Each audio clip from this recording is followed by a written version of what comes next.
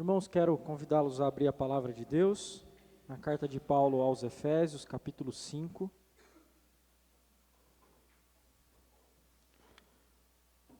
Efésios, capítulo 5, a partir do verso 22.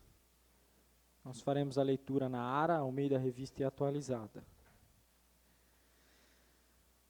Efésios 5, 22, nós leremos até o 33.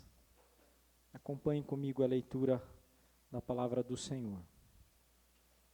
As mulheres sejam submissas ao seu próprio marido como ao Senhor. Porque o marido é o cabeça da mulher, como também Cristo é o cabeça da igreja, sendo este mesmo o Salvador do corpo. Como, porém, a igreja está sujeita a Cristo, assim também as mulheres sejam em tudo submissas ao seu marido. Maridos, amai vossa mulher, como também Cristo amou a igreja e a si mesmo se entregou por ela, para que a santificasse, tendo-a purificado por meio da lavagem de água pela palavra, para a apresentar a si mesmo, igreja gloriosa, sem mácula, nem ruga, nem coisa semelhante, porém santa e sem defeito. Assim também os maridos devem amar a sua mulher como ao próprio corpo. Quem ama a esposa, a si mesmo se ama. Porque ninguém jamais odiou a própria carne, antes a alimenta e dela cuida, como também Cristo faz com a igreja, porque somos membros do seu corpo. Eis porque deixará o homem a seu pai e a sua mãe, e se unirá à sua mulher, e se tornarão os dois uma só carne. Grande é este mistério, mas eu me refiro a Cristo e à igreja. Não obstante, vós, cada um de per si, também ame a própria esposa como a si mesmo, e a esposa respeite ao marido. Até aqui a leitura da palavra de Deus. Vamos orar, irmãos, mais uma vez. Ó Senhor, nós rogamos que o Senhor fale ao coração do teu povo nesta noite. Fale ao nosso coração. Nós somos carentes de sermos exortados em todas as áreas que a tua palavra trata. Nós podemos melhorar, Senhor, não pelas nossas próprias forças, mas olhando para Cristo, nosso Salvador, aquele que deve ser imitado. Ajuda-nos, Senhor, a imitar o nosso Senhor. Ajuda, Senhor, a exercermos no casamento os papéis corretos, a fim de darmos um testemunho verdadeiro acerca do Evangelho. Ó Deus, bendito e louvado seja o teu nome. Faça isso, Senhor, também na vida das famílias que aqui se reúnem, dos casais que aqui se reúnem. Encha-nos do teu Espírito Santo, Senhor, a fim de vivermos de maneira que o Senhor se agrade de nós. Louvado seja. Nós oramos e clamamos que o Senhor fale conosco mais uma vez, no nome de Jesus. Amém.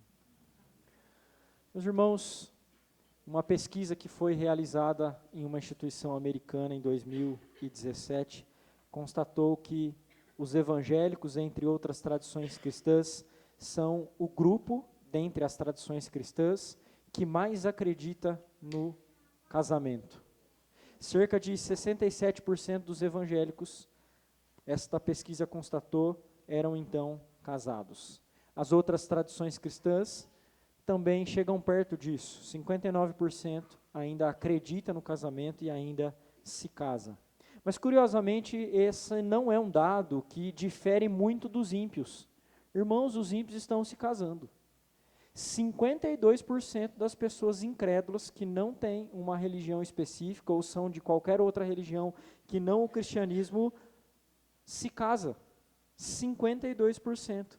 Mesmo com toda a pressão ideológica que nós temos visto contra o casamento, contra essa união monogâmica. Mas o que é assustador nessa pesquisa, irmãos, não é necessariamente a crença ou a descrença na instituição do casamento. É mais do que isso. É, na verdade, a porcentagem de divórcio, que, pasmem, é igual entre ímpios e crentes. 25% dos casamentos, seja de crentes ou de descrentes, acabam em divórcio. 25% dos casamentos. Você com certeza já ouviu que o diabo planeja a destruição da sua família e do seu casamento. Ele planeja.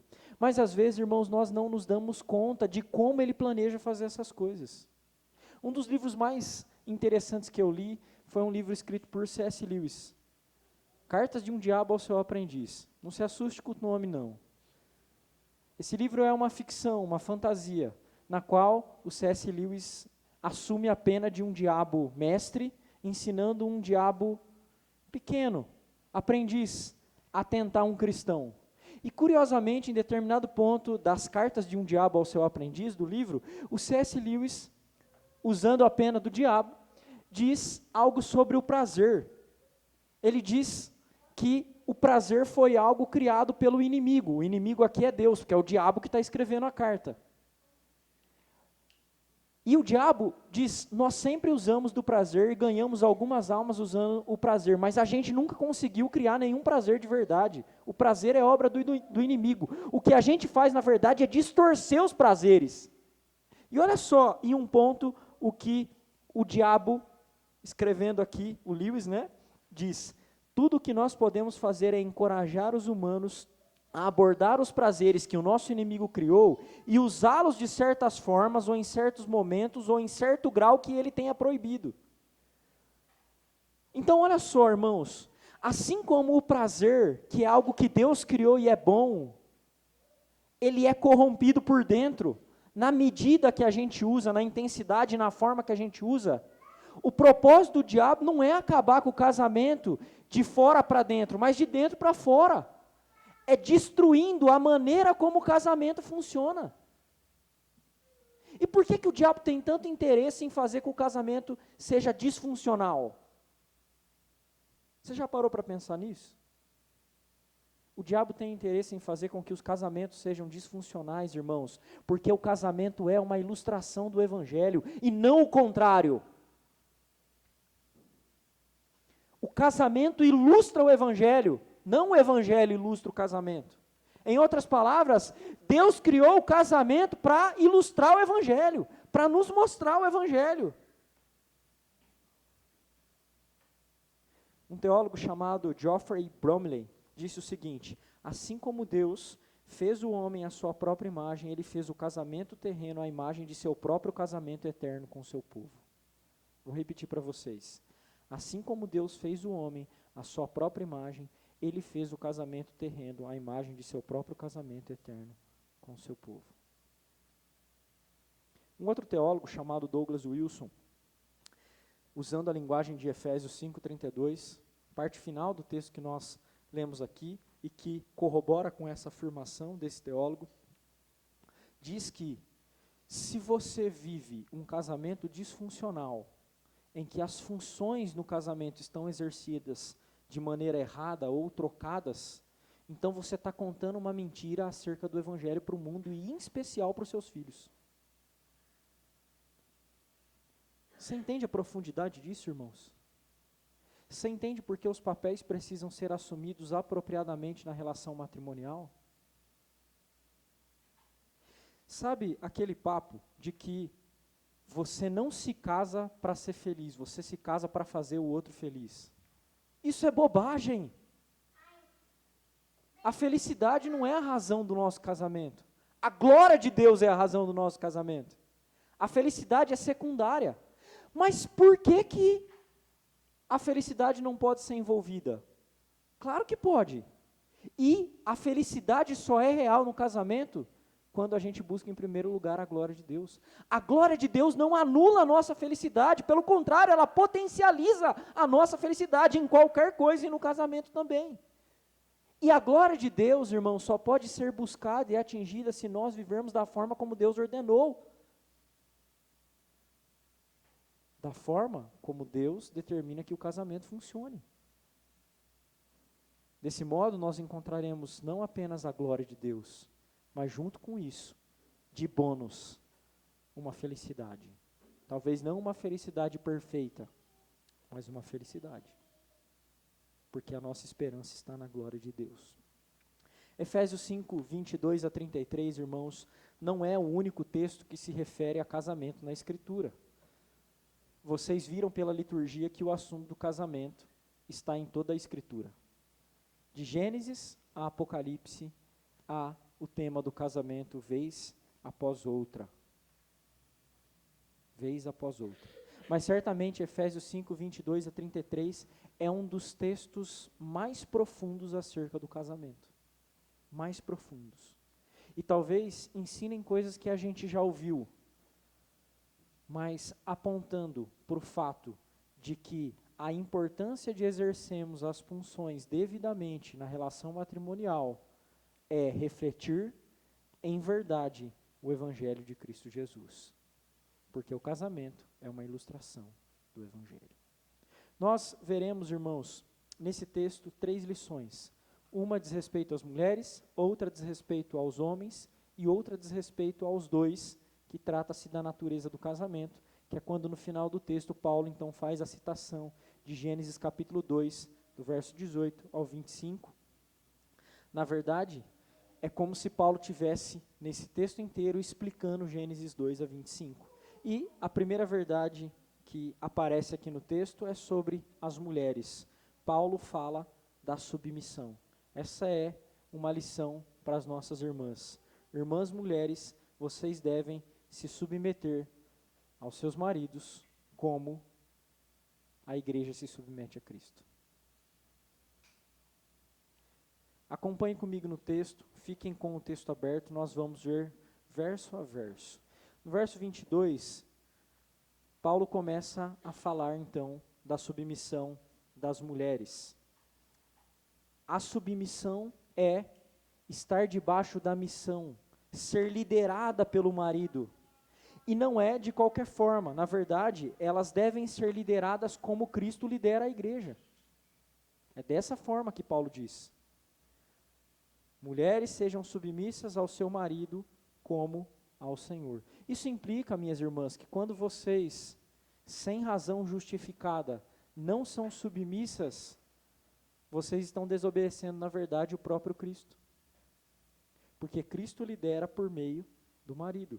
Veja o que diz o verso 23 sobre a autoridade do marido. O marido é o cabeça da mulher, como também Cristo é o cabeça da igreja, sendo este mesmo o salvador do corpo. Há quem tente fazer que a palavra cabeça aqui signifique qualquer coisa que não autoridade, mas isso é impossível, irmãos. Até porque o texto coloca Cristo como exemplo, como tipo. Olha, mulheres, vocês devem se submeter ao marido como a igreja se submete a Cristo, porque assim como Cristo é o cabeça da igreja, o marido é o cabeça de vocês. É isso que Paulo está dizendo. Isso quer dizer que o marido tem autoridade sim sobre vocês, minhas irmãs. O marido tem autoridade sobre vocês. E olhe a forma da submissão no verso 24. O verso 24 diz: como, porém, a igreja está sujeita a Cristo, assim também as mulheres sejam em algumas coisas sujeitas ao marido? Não, o texto diz que elas sejam em tudo sujeitas ao marido. Mas é claro, irmãos, que isso precisa ser afirmado com algum cuidado. Porque não é incomum que a liderança masculina se torne autoritária. Então eu entendo isso. Note, por exemplo, no verso 21, anterior ao que nós lemos, que Paulo fala de uma sujeição mútua, sujeitando-vos uns aos outros no temor de Cristo. Tanto homens como mulheres precisam ter sujeição no temor de Cristo. A maneira como o marido se sujeita na relação matrimonial é diferente da maneira como a mulher. O marido se submete obtendo e praticando uma liderança amorosa, enquanto a mulher se submete ao próprio Cristo se submetendo ao seu marido. Essa é a sujeição mútua que o texto diz. Logo, na mentalidade de Paulo, o marido que é o líder está sujeito a Cristo. Isso implica que a autoridade desse marido não é uma autoridade absoluta, mas uma autoridade derivada do próprio Deus. Nós chamamos esse tipo de autoridade autoridade ministerial e declarativa, que tem a ver com o serviço. Por que declarativa? Porque ela não legisla, ela não cria leis, ela apenas declara aquilo que a lei de Deus já mandou. Em outras palavras, irmãos, isso significa que a liderança masculina se limita àquilo que a palavra de Deus prescreve. Portanto, a sujeição feminina vai até até que o marido exija dela qualquer coisa que esteja além da palavra de Deus. Aí, a mulher não apenas tem o direito, mas a obrigação de não ser submissa. Porque a autoridade desse homem não é autoridade maior do que de Cristo, de quem ele recebe a autoridade. Então, esse é o tipo de sujeição, irmãs. Mas em todas as outras coisas, é o que Paulo diz, em todas as outras coisas, dentro do escopo da palavra de Deus, então vocês, mulheres, devem se submeter ao marido, em tudo aquilo que cabe dentro da Escritura, que cabe dentro da vontade de Deus. Por vezes, minhas irmãs, vocês podem estar convencidas de que tem um caminho melhor, de que tem um jeito melhor de fazer as coisas, de decidir o rumo da família. E por vezes vocês podem até estar certas. Mas sabe de uma coisa? Você vai ter que ser submissa. Sabe por quê? Porque Deus decidiu governar a sua casa por intermédio do seu marido. Então, mesmo que você ache que tem uma alternativa melhor, não mine a autoridade do seu marido. Não faça isso, de maneira alguma.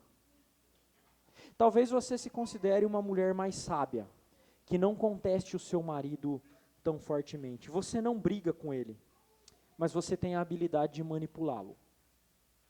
Isso também é submissão. E uma distorção da verdade do casamento. Você consegue imaginar a igreja tentando convencer a Cristo a fazer um negócio que ele disse que não vai fazer? Você consegue pensar nisso? Então, minhas irmãs, não hajam assim. Pelo contrário, estimulem a autoridade do seu marido, não minem a autoridade. Não são poucos os casos em que mulheres minam a autoridade do marido. Vou dar um exemplo básico. O marido proíbe os filhos ou o filho de fazer uma coisa. Mas quando ele não está, então a mamãe libera. Você está minando a autoridade do seu marido, irmã. Não faça isso. Não faça isso porque você está contando uma mentira acerca do evangelho para os seus filhos. Isso é adultério espiritual. Porque é uma quebra da aliança. É uma traição. Não mine a autoridade do seu marido. A vocês, minhas irmãs solteiras, sabe quando vocês estarão maduras para assumir uma relação matrimonial? Quando vocês tiverem um coração sujeito a Cristo, a tal modo que vocês estão dispostos a se submeter a um homem. Por isso, lembrem-se de uma coisa, escolham certo, a escolha é de vocês. Escolham certo, escolham um homem prudente, que ame o Senhor, que ame a vontade do Senhor, que seja fiel a Cristo. Não troque os pés pelas mãos, não se desesperem. Mas se você ainda não é madura, então amadureça, a ponto de ser capaz de se sujeitar a um homem pecador. Eu sei, minhas irmãs, que não é fácil sujeitar os seus maridos, porque eles são pecadores. Eu sei. Mas Cristo diz que assim é melhor. Confie em Cristo. Confie nele. Ele diz que é melhor assim. Obedeça o seu marido em tudo aquilo que é bíblico. Em tudo aquilo que é bíblico. Não se esqueça disso. Porque vivendo assim, vocês darão uma ilustração em verdade acerca do Evangelho. Mas, curiosamente, irmãos, o apóstolo Paulo, que dedicou 3 versos para falar da submissão das mulheres, dedica 6 versos, o dobro, para falar das responsabilidades e funções dos homens. Se o homem então, se a mulher então tem que se submeter ao marido, como a igreja se submete a Cristo, o homem então deve amar a esposa, como Cristo ama a igreja. Veja comigo os versos em sequência. O verso 25 começa dizendo o tipo de amor que esse homem deve ter por a sua mulher. É o mesmo amor que Cristo demonstrou pela igreja. Esse amor é um amor sacrificial, um amor que não se manifestou em poder. Ele poderia se manifestar em poder, mas ele se manifestou em serviço. Lembrem-se, irmãos, que no Evangelho o Senhor Jesus Cristo disse: eu vim para servir e não para ser servido. O Filho do Homem veio para servir e não para ser servido. Esse é o tipo de amor que Cristo espera e exige que os maridos exerçam para com as suas esposas. E esse amor não é um amor sem finalidade, irmãos, é um amor com finalidade. Veja comigo os versos 26 e 27. O texto nos diz que a finalidade desse amor, a partir do 26, é para que santificasse, tendo-a purificado por meio da lavagem de água pela palavra, para apresentar a si mesma, gloriosa, sem mácula, nem ruga, nem coisa semelhante, porém santa e sem defeito. Vocês conseguem enxergar aqui o paralelo com o texto de Ezequiel que nós lemos na liturgia? Que ele tomou essa mulher nua, vestiu, lavou, purificou, santificou, está escrito lá em Ezequiel, você pode olhar aí na sua liturgia. E ele a tornou gloriosa, para apresentar a si mesmo. Olha lá no final, no verso 14 do texto da liturgia, Ezequiel 16, 14. Finalzinho, por causa da minha glória que eu puser em ti, diz o Senhor, para apresentar a si mesmo igreja gloriosa. Esse amor é um amor com propósito, irmãos, um amor com propósito. Um amor que serve e lidera, com autoridade sim, mas com serviço, purificando a mulher. Olha só, eu não estou dizendo que vocês vão conseguir, meus irmãos, santificar a sua esposa do mesmo jeito que Cristo faz, não, tá? Cristo usa outros meios, mas você é um instrumento da santificação dela. E você precisa ser intencional, porque é liderança masculina. Você precisa atentar-se e intentar a santificação da sua esposa. Você precisa batalhar pela santificação dela. E para isso, você precisa se igualar ao amor que Cristo tem pela igreja. Irmãos, isso é muito alto para nós. Mas a gente não pode baixar o nível daquilo que ele exige. Olha só, eu queria pontuar 3 formas que o amor de Cristo se manifesta e que se aplica a nós. A primeira delas é que Cristo tem um amor perdoador. Você também, homem, deve ter um amor perdoador. Nós homens somos bastante orgulhosos. Nós somos muito orgulhosos. E sabe de uma coisa, irmãos? É contracultural hoje você dizer que a mulher deve ser submissa. Mas eu quero chocar vocês hoje. Eu vou dizer que é contracultural dizer que você tem que amar a sua esposa como Cristo amou. E é exatamente isso que nós temos que fazer. Nós somos tão orgulhosos que você, homem, e talvez algumas das mulheres aqui, já ouviram algo do tipo, abre aspas, traição eu não perdoo. Se a minha mulher me trair, eu não quero nunca mais. Acabou para mim. E parece que a gente fala isso como se fosse um mantra. A gente se torna mais homem quando diz algo desse tipo. Não é verdade? Não, mas Cristo amou de um jeito que perdoa os piores pecados. Você quer amar a sua esposa como Cristo amou? É o que você deve fazer? Então faça isso sendo capaz de perdoar os piores pecados dela. Inclusive a traição. Eu sei que esse é um pecado realmente gravíssimo. Eu sei que é. Mas é assim que Cristo amou. É assim que Cristo amou você, homem. E você diz que se a sua esposa te trair, você não perdoa? Eu louvo a Deus porque a maioria de nós não passará por isso. Eu louvo a Deus por isso. Eu não quero estimular ninguém a fazer isso. Isso é grave, nós vamos falar disso daqui a pouco. Mas esse é o tipo de amor de Cristo e nós precisamos saber. Porque senão a gente não vai conseguir imitar. Por isso, se isso acontecer com você, então seja um homem como Cristo foi.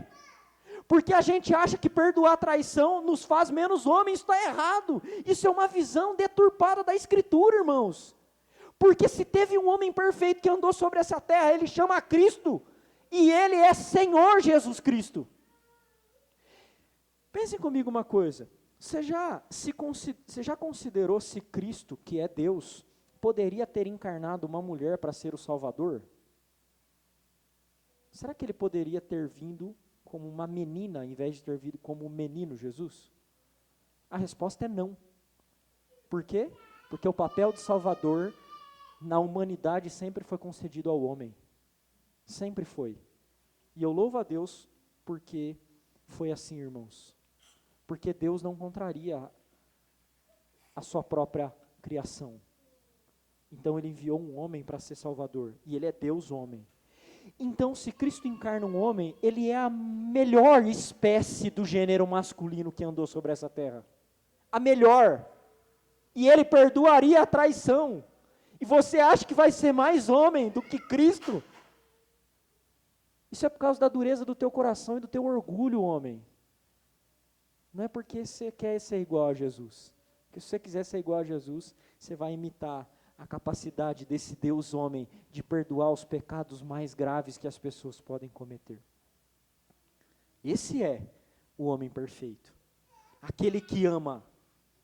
Aquele que continua a liderar quando ele é traspassado. Aquele que continua amando quando ele é ofendido. Quando ele é traído.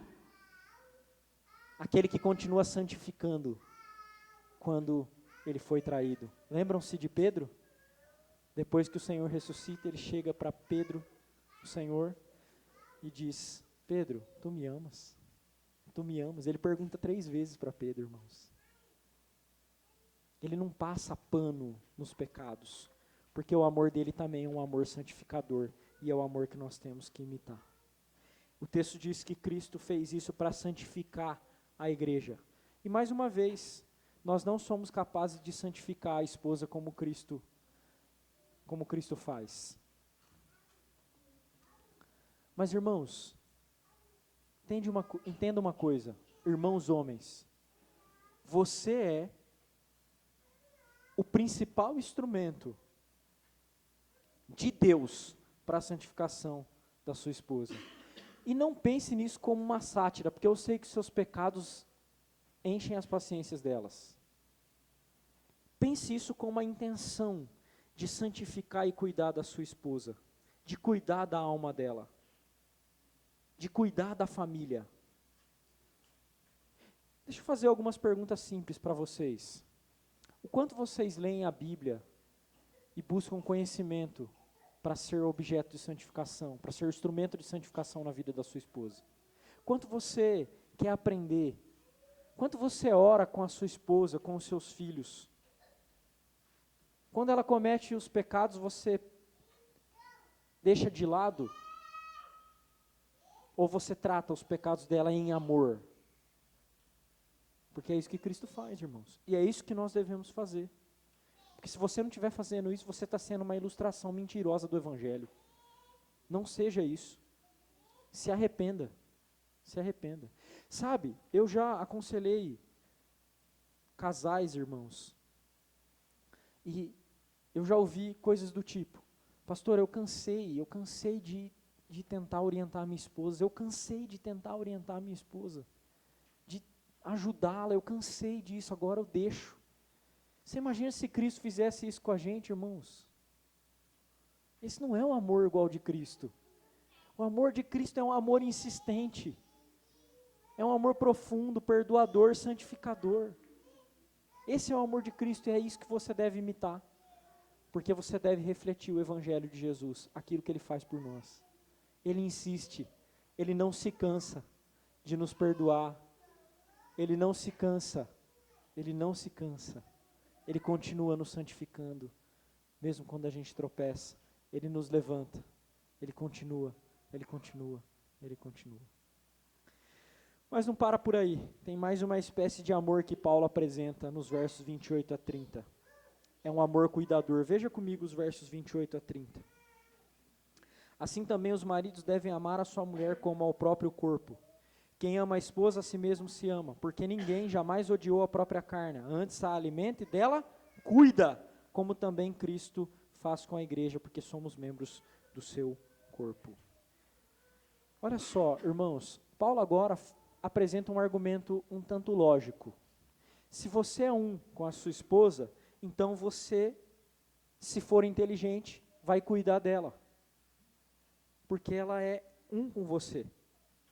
Quando você está doente, você vai ao médico ou dá um Google e se medica. Mas e a esposa? O que você faz com ela?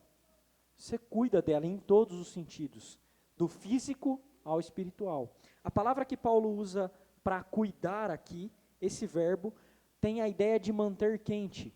É uma linguagem metafórica para se referir a um cuidado amoroso, carinhoso, que apela para aquele texto de Colossenses 3, que nós lemos na liturgia. Não trateis com amargura a esposa. A esposa precisa ser tratada com a delicadeza que requer o gênero dela. Esse é o tipo de amor cuidadoso que você, homem, deve oferecer. Você deve cuidar amorosamente. Você deve zelar em todos os sentidos pela joia mais rara e mais preciosa que Deus concedeu a você.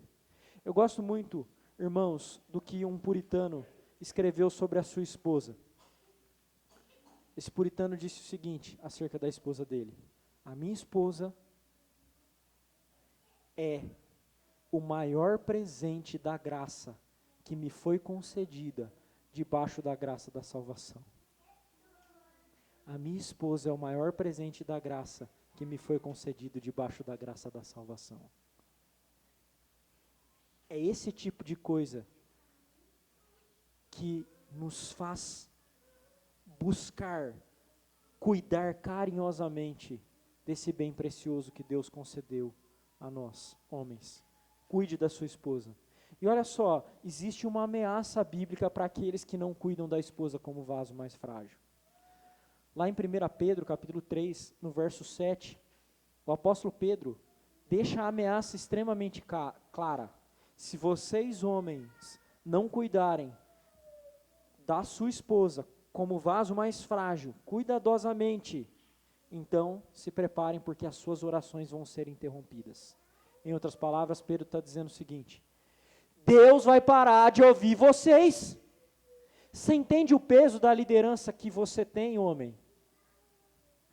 Você se casou, essa liderança já é sua. E se você não agir desse jeito, você está contando uma mentira acerca do Evangelho. E está sob essa ameaça, na qual Deus diz que parará de ouvir você. Ah, meus adolescentes, jovens solteiros, vocês estão preparados para casar? Sejam preparados para amar desse jeito. Sejam preparados para isso. Se vocês não estiverem preparados para isso, não se casem. Vocês estão preparados para ser líderes? Ou vocês vão continuar sendo bebês chorões da mamãe? Irmãos, isso é muito sério. Casamento é para homens. E homens lideram. E lideram amorosamente. Protegem, santificam a esposa. É isso que vocês precisam estar preparados se vocês quiserem se casar. Comecem a se preparar desde já. E saibam que vocês têm um Senhor maravilhoso para imitar. Porque tudo aquilo que Ele exige que vocês façam, Ele faz com vocês. No final, irmãos, os versos 31 a 33, Paulo agora vai se referir à natureza do casamento. E aí ele vai falar explicitamente essa lição que envolve tanto homens como mulheres. O casamento é uma aliança que ilustra o Evangelho. É isso que Paulo diz no verso 31. Eis porque deixará o homem a seu pai e a sua mãe, e se unirá à sua mulher, e se tornarão os dois uma só carne. Paulo está citando aqui o texto de Gênesis capítulo 2, exatamente do jeito que está lá. E isso, irmãos, implica que na mentalidade de Paulo não houve qualquer alteração da forma do casamento.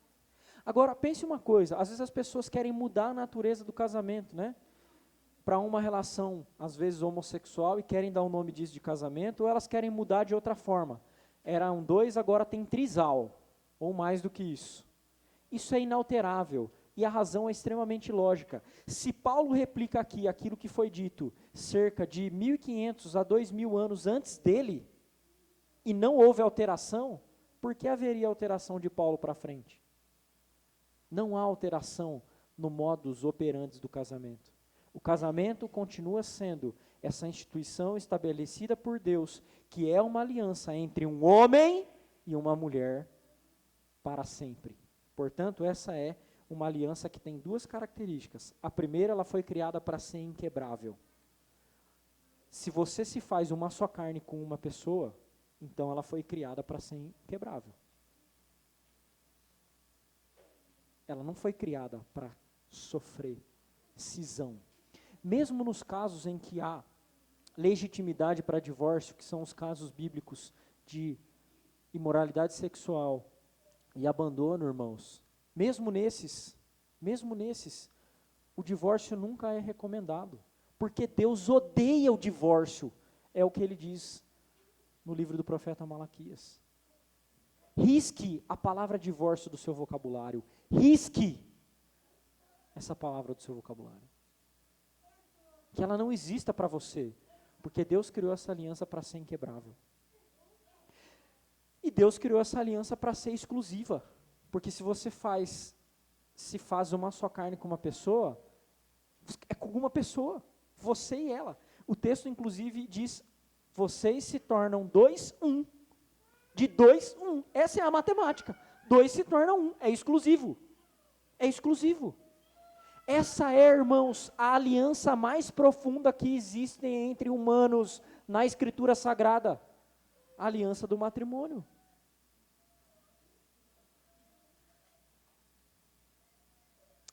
E sabe o que isso indica, irmãos e irmãs? Se essa aliança é tão profunda assim, vocês precisam saber de uma coisa, e se precaver da idolatria. Vocês precisam amar mais os seus cônjuges do que seus filhos. Os cônjuges precisam ser mais amados do que os filhos. Você está em uma aliança com a sua esposa, homem. Você está em uma aliança com o seu esposo, mulher. Você não tem uma aliança com seus filhos. Você é só mordomo deles. Vocês vão criar ele para outros e vão soltar eles no mundo. O seu marido é quem vai ficar com você. A sua esposa é quem vai ficar com você. Essa aliança é mais profunda. Sabe o que isso significa na prática? Que o pecado do adultério é mais grave do que o pecado de queimar um filho para adorando outro Deus. É mais grave. Eu não estou dizendo para você fazer uma nem outra coisa. É só para você entender a gravidade do adultério. Porque é a quebra de uma aliança inquebrável. Entende a profundidade disso? Você se faz uma só carne com essa pessoa diante do Senhor. E Paulo diz, no verso 32, algo interessante. Que há um mistério nisso. E o mistério não é do casamento não, tá, irmãos? Porque ele diz, no verso 32, grande é este mistério, mas eu me refiro a Cristo e à igreja. Qual que é o mistério?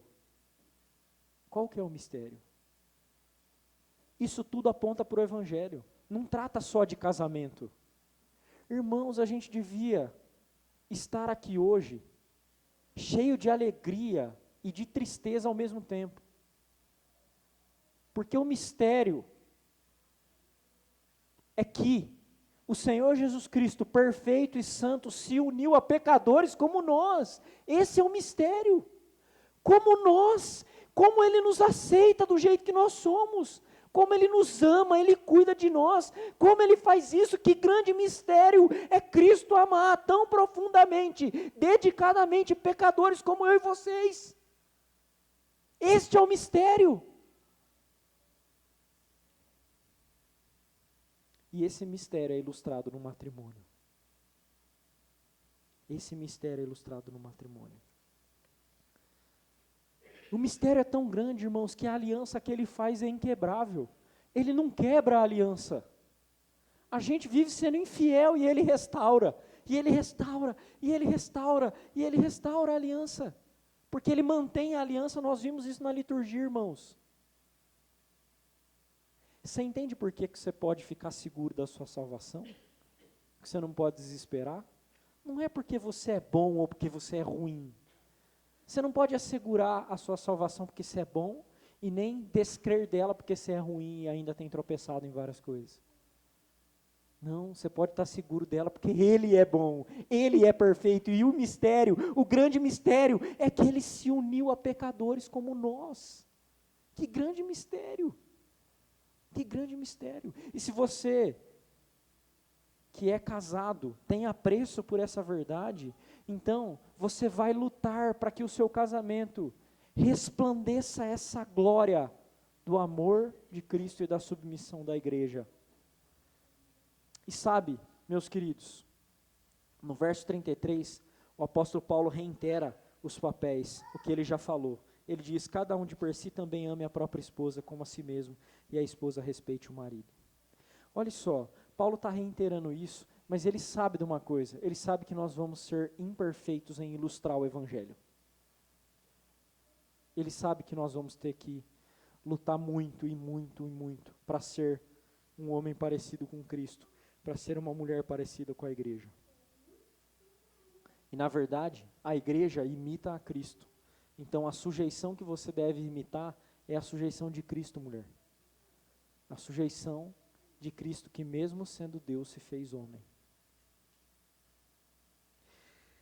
Sabe que isso indica para nós, meus irmãos e irmãs, que a gente pode ficar tranquilo no que diz respeito à nossa performance, porque nós temos um Senhor amoroso, e esse Senhor amoroso tem trabalhado na nossa vida, e usado o nosso casamento, e usado um ao outro para que a gente cresça e ilustre melhor o Evangelho. Nós devemos mesmo exercer as funções de maneira correta, e buscar cada vez mais sermos como Cristo foi, mas a gente sempre vai ser falho. O que a gente não pode é desistir de crescer, é desistir de imitá-lo. A gente pode ficar tranquilo sobre a nossa performance, mas a gente não pode ficar tranquilo sobre o testemunho que a gente dá acerca do Evangelho. Sabe por que 25% dos casais estão se divorciando, mesmo de crentes? Não é porque eles não sabem agradar os cônjuges, ou porque eles nunca leram um livro sobre casamento. Você pode ler milhares, centenas de livros sobre casamento e ainda ter um casamento esfacelado. Sabe por que eles estão se divorciando? Porque eles não entenderam o Evangelho. Porque eles não sabem o que é um amor perdoador, que é capaz de restaurar casamentos que podem se esfacelar. E sabe por que, irmãos, um casamento que está se esfacelando pode ser restaurado? Porque Deus salva a gente que está quebrada como eu e vocês. Você acha que Ele não vai salvar um casamento? Esse é o poder do Evangelho. Nunca deixe de crer nisso, porque isso não tem a ver com a sua performance. Tem a ver com quem Cristo é e com aquilo que Ele fez. Não se esqueça disso. Vamos orar. Ó Senhor, nós te bendizemos, te louvamos, porque o Senhor se uniu a nós e nos amou e nos ama. E intercede por nós, Senhor. Ó Senhor, que o Teu amor encha e preencha os nossos corações e nos faça viver de maneira que o Senhor se agrade de nós no nosso casamento. Prepara os solteiros que aqui estão para o matrimônio, Senhor. Santifica os casados que aqui estão para exercerem os seus papéis apropriadamente. Mas que a gente nunca se esqueça de que o casamento é uma ilustração da relação que o Senhor estabeleceu conosco. Uma relação de amor e perdão e de confiança. Uma relação em que sabemos que o Senhor sempre manterá a aliança por tua fidelidade. Bendito seja o teu nome, Senhor. Ajuda-nos a respondermos, Senhor, ao teu amor e à tua graça de maneira apropriada. Que o teu nome seja bendito neste lugar. Nós oramos em nome de Cristo. Amém.